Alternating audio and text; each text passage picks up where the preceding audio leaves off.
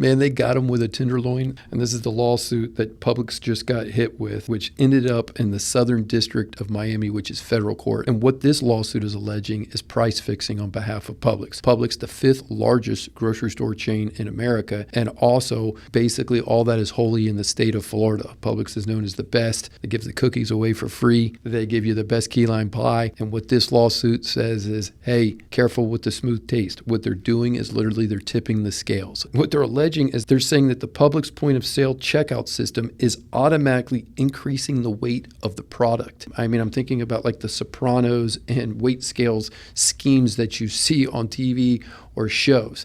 The second allegation that they're alleging that Publix is practicing deceptive practices is when they leave up what they're considering expired sale signs. You go to purchase those, but when you check out, the system's already registering that that sale is over. And so what can we expect from Publix in response? Well, they've come out and they said, we're not commenting on open litigation, which is smart. Number two, though, we do know that the case is in federal court. And what happens in federal court is that it's typically referred to a rocket docket. It means it moves fast. We have a lot of experience in federal courts. At my law firm, federal court pushes cases. They put them on timelines. They tell you right from the beginning of when the thing's going to start, and they tell you right from the beginning when they want this thing going to trial. Now, the parties can always resolve in between, but then the pressure really goes back against the plaintiff. Because remember, the defendant doesn't have to prove anything. They're defending. So Publix is going to hit them and say, yeah, great, you've made these allegations, but you got to prove it. Where's the intent? Or how are you really going to prove that this was a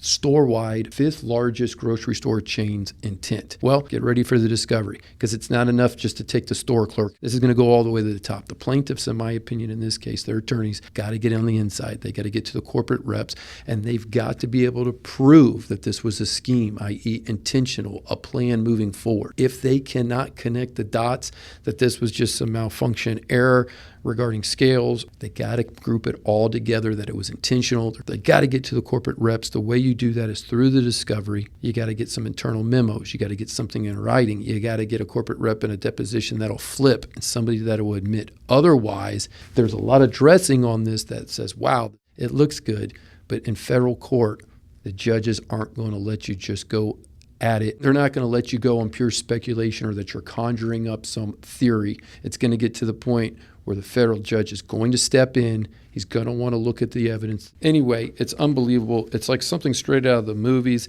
It's gone class action because it's gotten so big.